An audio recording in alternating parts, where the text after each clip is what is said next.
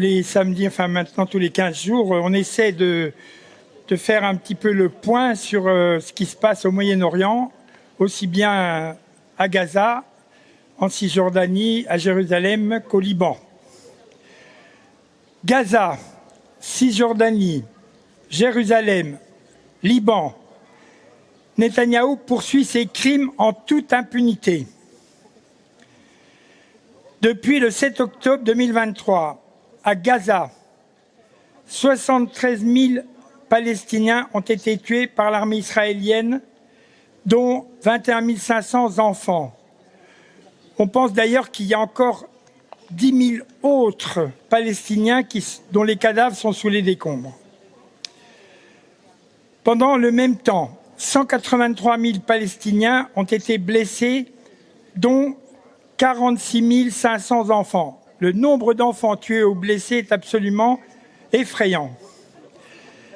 Par cette action vengeresse, le nombre total de morts et de blessés atteint 256 000 Palestiniens. C'est ceux qui sont recensés, ça. Soit 11% de la population de Gaza,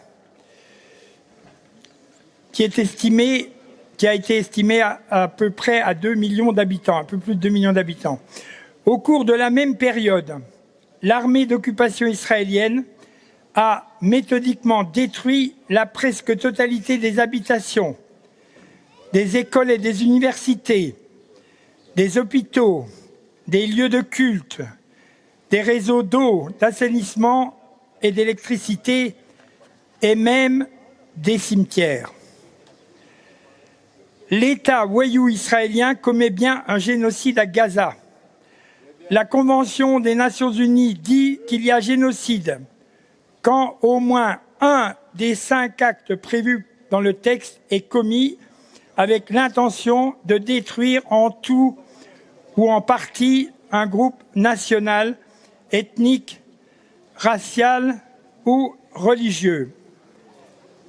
À Gaza, comme le rappelle dans son dernier livre Omar Bartov, historien américano-israélien, spécialiste des génocides, 3 actes sur 5 ont été commis.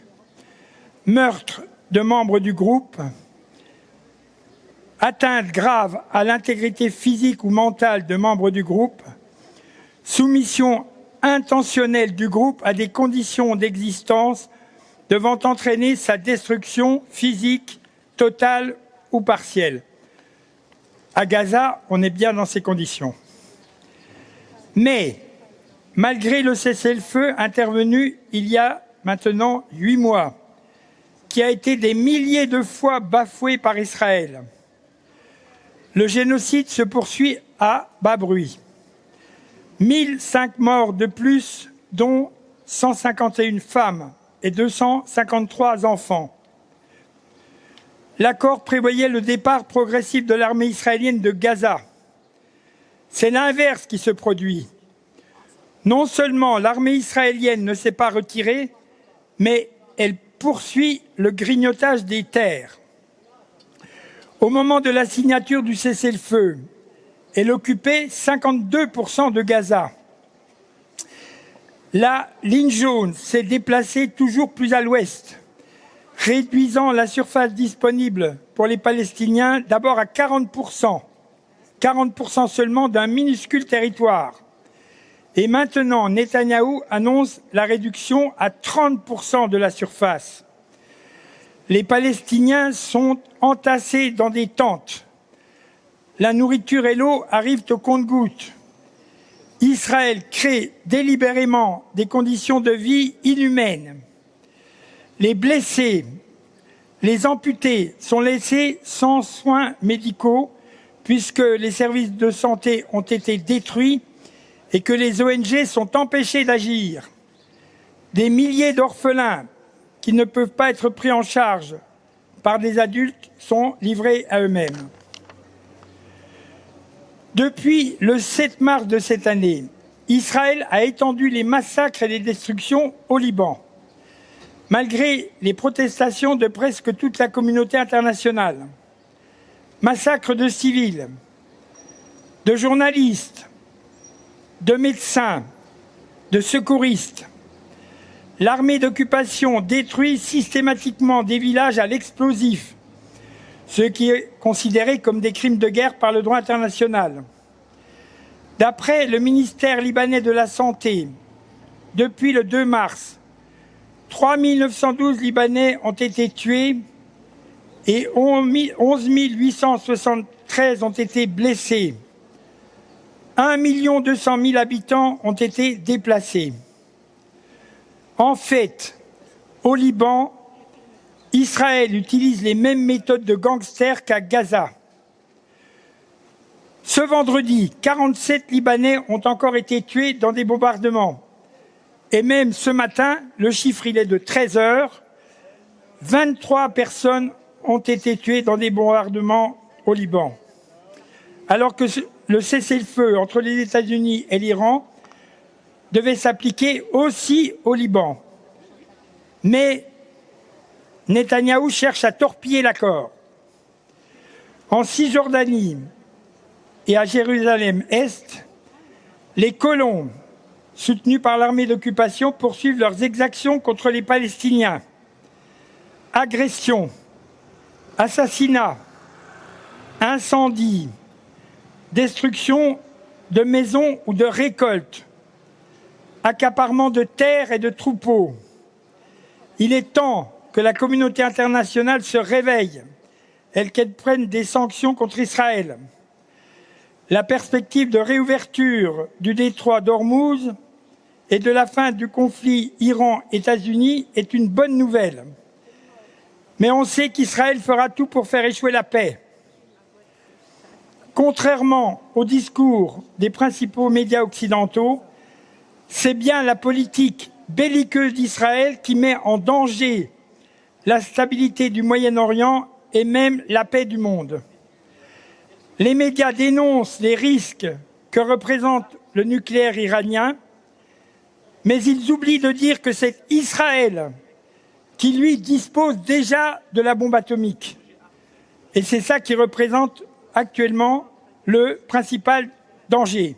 Donc je rappelle que notre rassemblement a lieu le premier samedi de chaque mois, ainsi que le troisième samedi de chaque mois, et qu'en fonction du nombre de personnes qui y participent, nous pouvons manifester. En Palestine, on assassine les hommes, les femmes et même les enfants. En Palestine, on extermine et personne n'arrête les tyrans. En Palestine, le peuple résiste, ça fait longtemps, très longtemps, plus de 75 ans. En Palestine, le peuple résiste et se demande ce qu'on attend. En Palestine, on crie famine, les hommes, les femmes et même les enfants. En Palestine, on crie famine et personne n'arrête les tyrans. En Palestine, le peuple résiste. À la fin, la soif, les bombardements. En Palestine, le peuple résiste et se demande ce qu'on attend. En Palestine, on génocide les hommes, les femmes et même les enfants. En Palestine, on génocide et personne n'arrête les tyrans. En Palestine, le peuple résiste, ça fait longtemps, vraiment trop longtemps. En Palestine, le peuple est digne et se demande ce qu'on attend. Mais dans le monde, la colère monte, Palestiniens aux mains d'occupants. Mais dans le monde, la colère monte, soldats, colons, foutez le camp. Et dans le monde, les peuples grondent, marchons ensemble, stoppons les tyrans. Et dans le monde, les peuples grondent, on veut la paix à bas l'armement. Guerre à la guerre, la vie sur terre, justice et paix au Moyen-Orient, à bas les armes, stoppons les larmes, pain et liberté pour les enfants. Guerre à la guerre, pour tous nos frères, nos sœurs les femmes et pour les enfants. Guerre à la guerre, nous voulons vivre dans l'amitié tout simplement. Dans l'amitié tout simplement. Dans l'amitié tout simplement. C'est un texte de Ziad Majed, de Orient 21. Ouais. L'effacement comme stratégie israélienne. En Palestine, en particulier à Gaza, comme dans le sud Liban, la ruine excède largement le registre du dommage matériel. Elle constitue une politique israélienne à part entière qui ordonne l'espace, altère le temps et frappe les vivants à travers leur lieu de vie. En pulvérisant les maisons, les bibliothèques, les archives, les photographies et les actes de propriété, cette stratégie s'attaque également aux souvenirs. Comment inscrire la guerre dans la durée, au-delà du bombardement et au-delà du cessez-le-feu? En adoptant une politique de la ruine, Israël transforme le paysage détruit en institution de la punition et en une démonstration de puissance et d'impunité. Dans le cas de Gaza, cette politique de la ruine participe d'une entreprise génocidaire. Elle accompagne l'écrasement des corps, la destruction des conditions d'existence, l'anéantissement des infrastructures vitales, la dispersion forcée de la population et la désorganisation de la vie collective. Les immeubles, les hôpitaux, les écoles, les lieux de culte, les universités, les marchés, les cimetières, les routes et les administrations ont été pris dans une même logique d'effacement. La ruine y vise le monde social dans sa totalité. Le lieu où l'on est, où l'on apprend, où l'on soigne, où l'on enterre, où l'on transmet, où l'on prouve son nom, sa maison, sa filiation, son droit à demeurer. Dans le sud Liban, la ruine répond à une autre configuration. Elle s'inscrit surtout dans une stratégie de déplacement forcé, de vidage territorial, de fabrication d'une profondeur inhabitable, d'une zone occupée et urbicidée. Les villages frontaliers, les maisons dynamitées et les terres agricoles endommagées et brûlées au phosphore blanc composent une géographie de l'empêchement et de la brutalité. Ces deux situations appellent ainsi une distinction. À Gaza, la ruine fait corps avec l'intention israélienne génocidaire, visant une société comme telle, afin de compromettre son avenir biologique et politique. Dans le sud Liban, elle fonctionne comme instrument facilitant l'occupation israélienne et forçant le déplacement des populations libanaises et rendant impossible tout retour. Mais dans les deux cas, elle frappe bien davantage que le bâti. Elle vise la continuité. Elle cherche à rendre le lieu étranger à ceux qui l'ont habité, à briser la confiance dans le retour. Une stratégie sur le temps long. La ruine possède une puissance temporelle singulière. La destruction se produit en un instant. Ses effets se prolongent sur des décennies. Un immeuble effondré devient aussitôt une perte d'abri, puis une perte de voisinage, puis une perte d'épreuve, même d'une vie. Un quartier détruit emporte avec lui les usages ordinaires, la porte ouverte d'un voisin, le balcon où l'on écoutait Kaltoum le soir, le chemin de l'école, la boutique du coin, les odeurs de cuisine, les murs contre lesquels rebondissaient les ballons des petits footballeurs, et tous ces gestes sans importance apparente pour saluer une personne ou éviter de croiser une autre qui formait pourtant l'épaisseur d'une existence. La ruine atteint ses traces invisibles. Elle détruit ce que les plans de reconstruction sauront difficilement restituer. Les maisons dans ce contexte sont une affaire politique.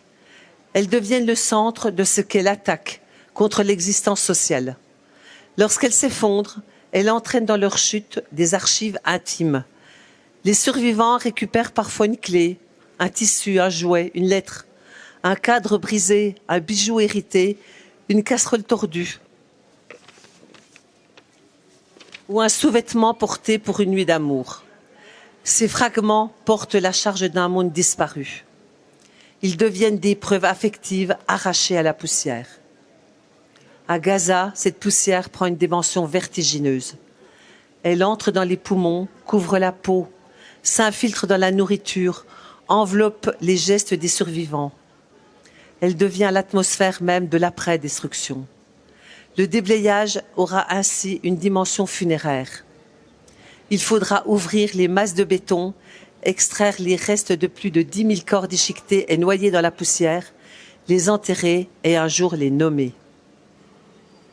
La destruction des archives et des preuves de propriété ajoute une dimension décisive à la politique israélienne de la ruine en Palestine. Les titres fonciers, les actes notariés, les certificats de naissance, les contrats de mariage, les diplômes, les dossiers municipaux, les plans cadastraux, les registres des habitants et les documents administratifs forment la charpente juridique d'une société. Les piller ou les incendier fabriquent un chaos destiné à durer. Une famille qui perd sa maison doit ensuite prouver que cette maison lui appartenait. Un héritier doit démontrer une filiation dont les papiers ont brûlé. Un quartier rasé devient un espace disputé, exposé aux falsifications, aux spéculations et aux reconstructions autoritaires. Ainsi se prépare l'après-guerre comme champ d'incertitude. La violence génocidaire se transforme en procédure interminable. Et la dite reconstruction porte alors une ambiguïté et des craintes profondes. Une génération palestinienne entière vivra avec cette expérience.